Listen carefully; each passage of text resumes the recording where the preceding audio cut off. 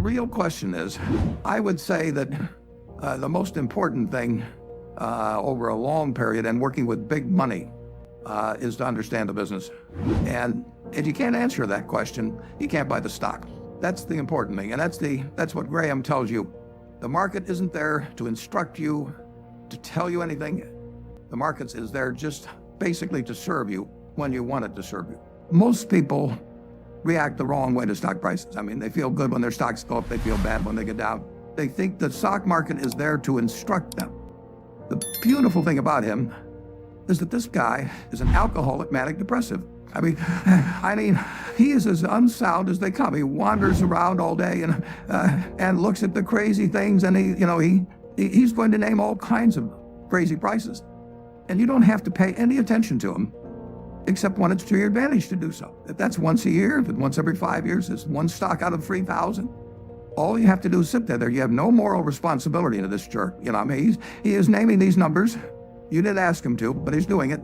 And all you have to do is pick the one time when he is particularly depressed or particularly manic or particularly drunk or whatever it may be. And the market will be all of those things. And you take advantage of it. And that's what's remarkable about stocks, if you think about it. And Mr. Market is this partner you have in investing. And he's a remarkably obliging partner. This guy comes around every day and he tells you what he'll pay you for your interest in the business or what he'll sell you more at the same price. Nobody ever does that in private business. If you and I owned a gas station together, and I said, every day I want you to come in and offer me your half interest in the station, and I can either buy your half or sell you my half at the same price, and you have to come in every day and do it, you'd be at a terrible disadvantage. And you'd be at a particular disadvantage if you're Mr. Market in the market, because Mr. Market, or a friend of the market who obligingly gives you those figures every day, different figures at the end of it and the start of the day, but he's naming a price at which you'll either buy or sell.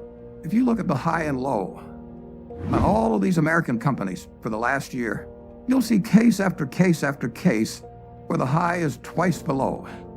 Now that's for a sound American business, is running along, paying people, selling goods and so on. If you look at farmland 10 miles from here, there's no way in the world over a year that the farmland is going to range in value from X to 2X. It may go from X to 110% of X or vice versa.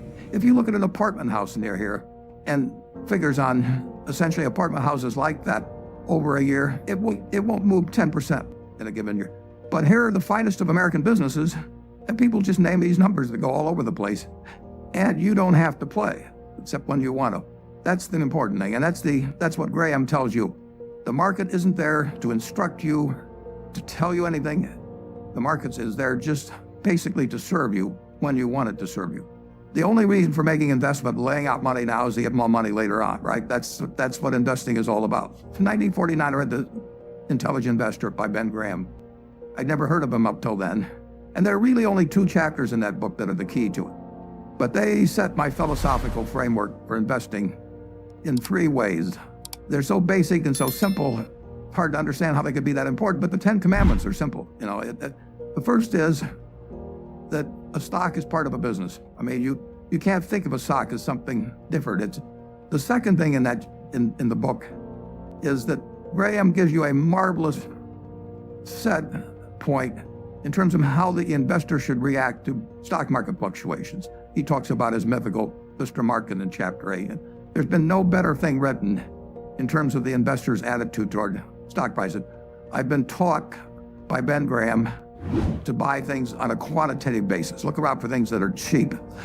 And that I was taught that, say, in 1949 or so. They made a big impression on me. So I went around looking for what I call used cigar butts of stocks.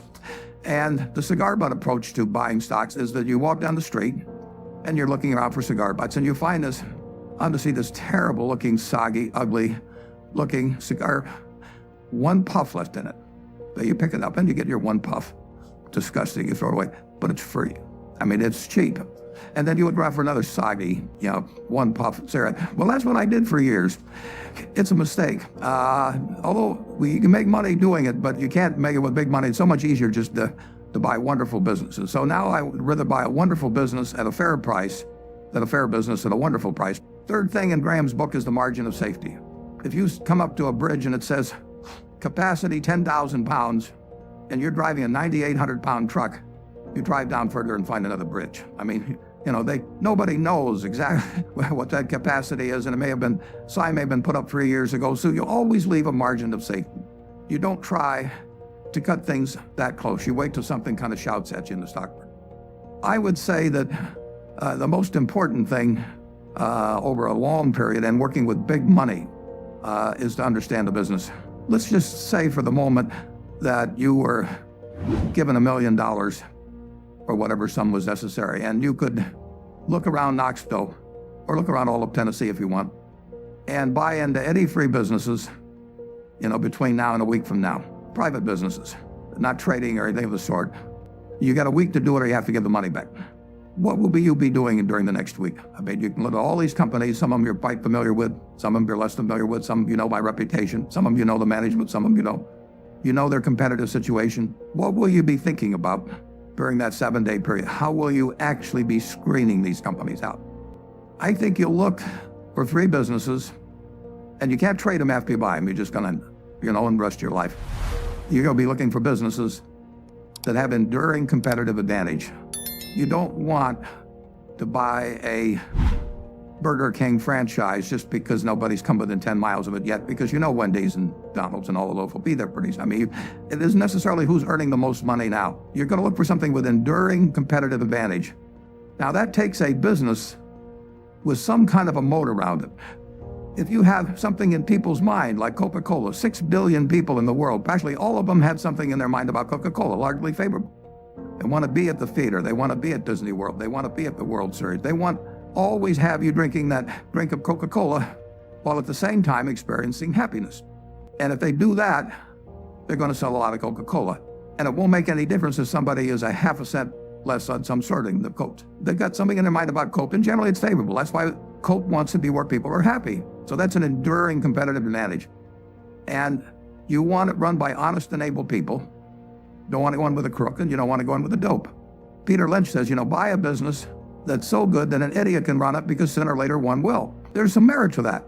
Now, the best businesses to buy are the ones where you could have a dope in there. I mean, if somebody told me that my life depended on picking among the Dow Jones stocks a group of 10 that would be the best performers or outperform the index as a whole, I would spend my time thinking of the worst companies in there. I would cast out things, and then I would figure I left those behind, and that's an easier way to approach the problem, actually, than trying to pick the 10 best.